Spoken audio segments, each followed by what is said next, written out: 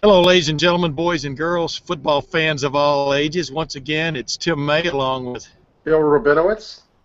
and Bill, I'm coming sort of live from outside Ohio Stadium. I don't know where you're coming And from. wait a minute, that's not like a green screen? You're actually No, there? that's me, man. That's That's, me. that's That's really good. Ohio Stadium. Really? Boy, Yes. you're doing it up. I'm Well, just stuck in my office. I've got our mobile unit, and I'm here to talk Ohio State football because clearly the season has changed, and so has the football season. With Ohio State headed into Big Ten play, are the Buckeyes ready for it? What do you think, Bill? I think they're more ready for it generally than they were a week ago.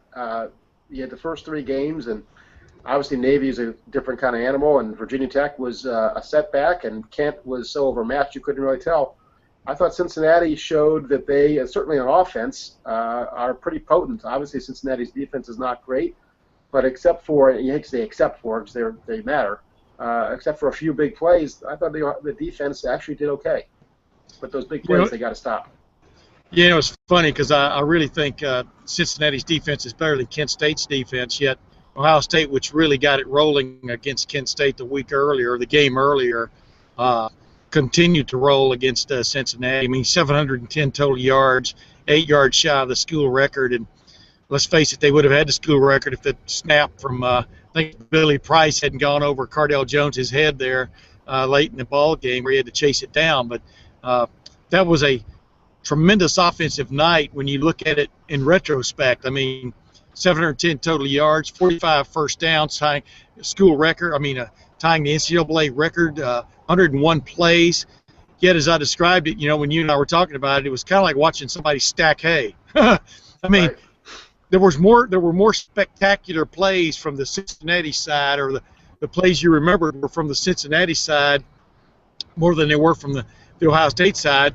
Well, unless you count Anthony Schlegel's tackle of the field intruder there, who is now facing charges. The guy ran out of the field.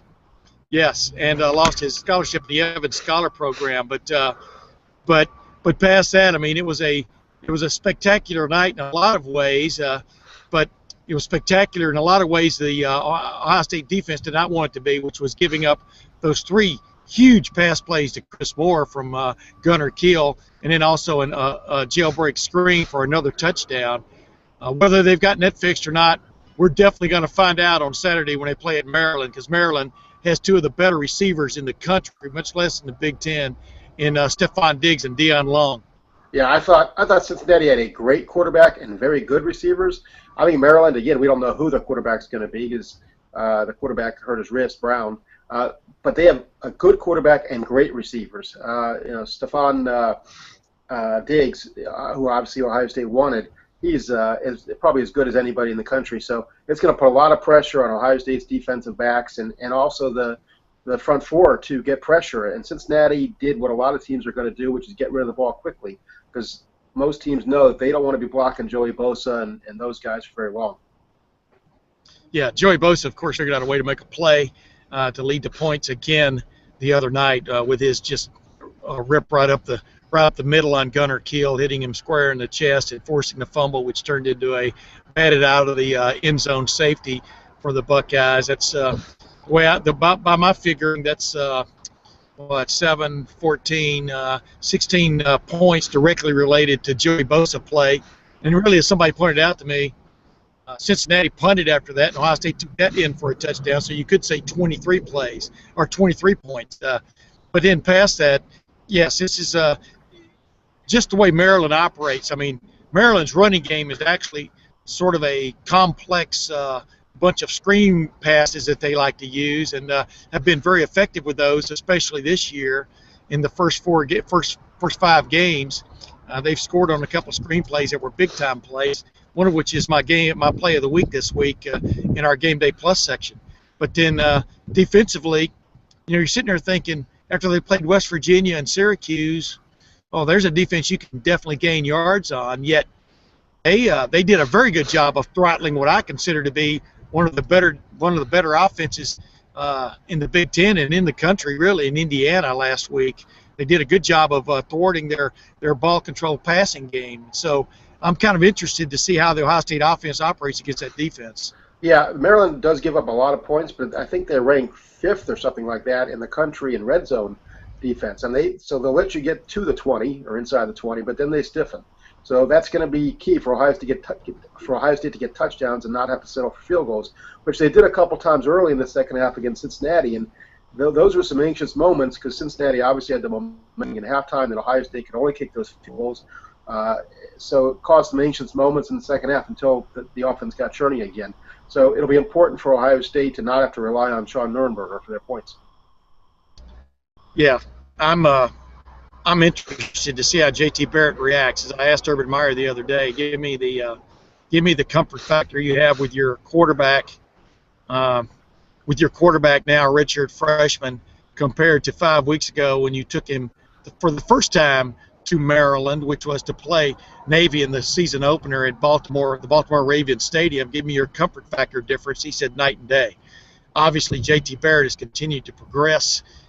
He threw for 200 plus, 200 plus, 300 plus, 300 plus in his first 4 games. That's a nice progression. But the main thing that the last 2 games was the way he definitely took care of the football, was discerning in his passes, maybe too much so, and a little in some regard, but very disciplined in his approach.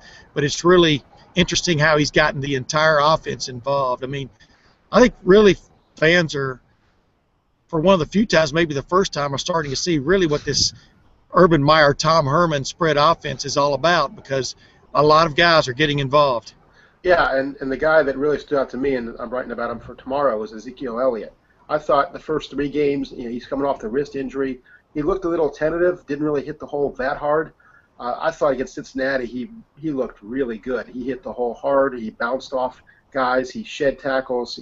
Urban Meyer said he had 112, I think it was, of his yards were after contact. I mean, he's not Carlos Hyde, not yet at least, but he was close enough on Saturday. And if they can get that kind of production, given the depth they have in the backfield, they're going to be in pretty good shape. Yeah, and in essence, he's playing with one arm tied behind his back because he still doesn't use his left hand to carry the football because of the broken bone he suffered in his left wrist early in preseason camp. So he's playing with a little bit of a hindrance there, yet he's finding a way to be effective. And as I was telling people last year when you watched him play in place of Carlos Hyde, I mean, he had that lean to him. He definitely has what it takes, I think, to be a Big Ten style running back and be an effective one. The guy that you figure they want to get back on the beam this week is Curtis Samuel, the talented, fast freshman who they put in last week and was starting to play pretty well.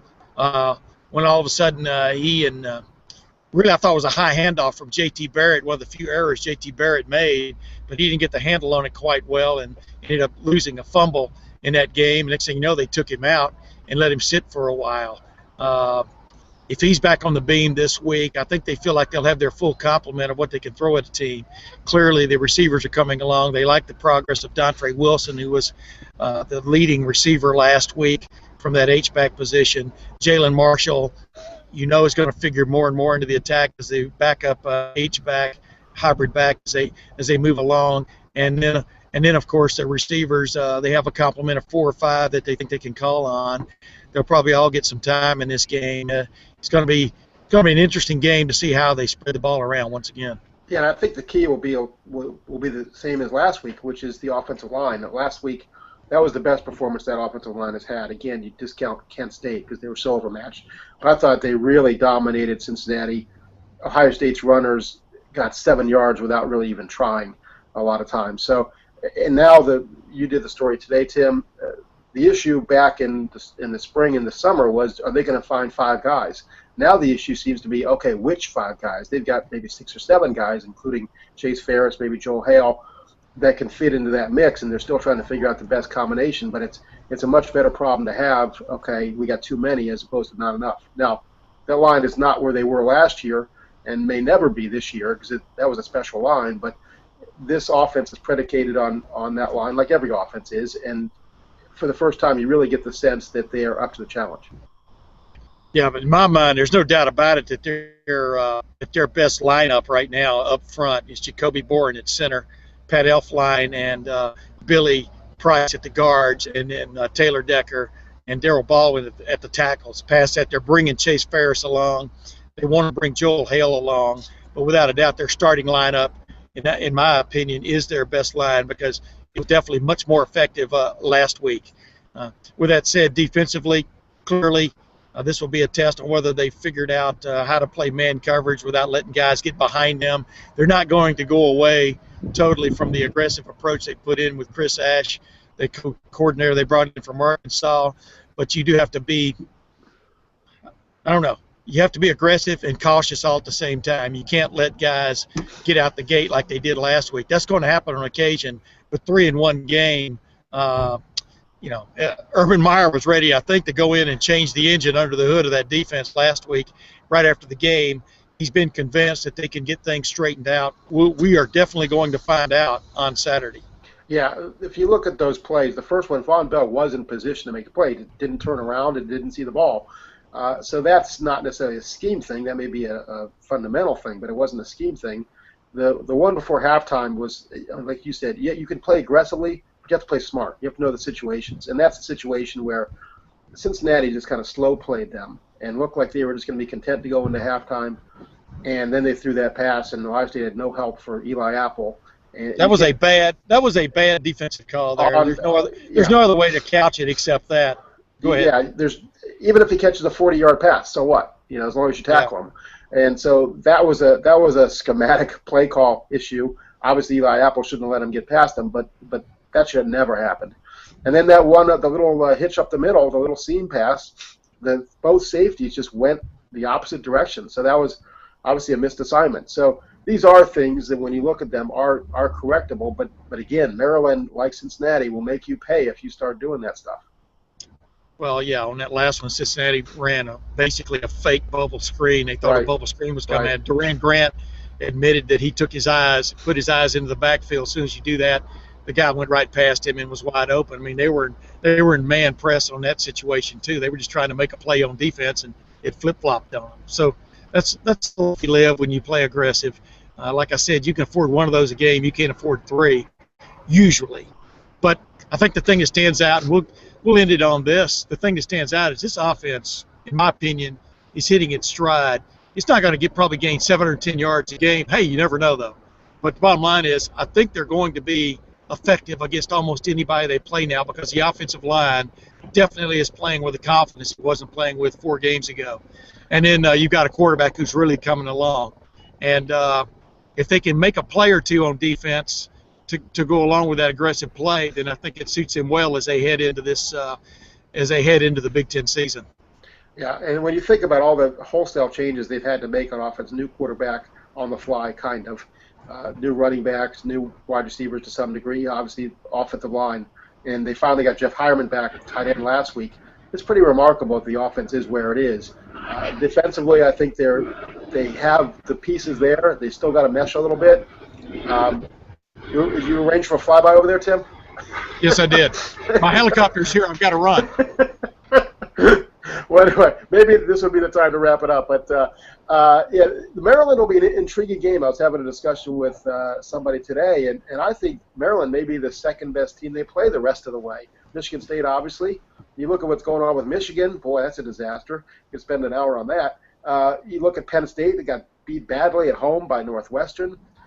Who's better than Maryland that Ohio State has to play other than Michigan State? So this will be a really interesting game. Yeah, I think we're going to find out because, like I said, Indiana went over to Missouri and legitimately upset Missouri. This wasn't a haymaker punch they threw at the end. Comes home and gets beat by 20 by Maryland. Maryland is definitely the real deal, especially on offense. I'm curious to see how really good they are on defense, but like I pointed out, they shut down a pretty good offense last week. So with that said, I'm looking forward to that. We'll be back next week to talk about that and more. I might be on another location setting. We'll see, one where there isn't quite as many flyovers. But until then, this is Tim May. Along with Bill Rabinowitz, thanks for watching.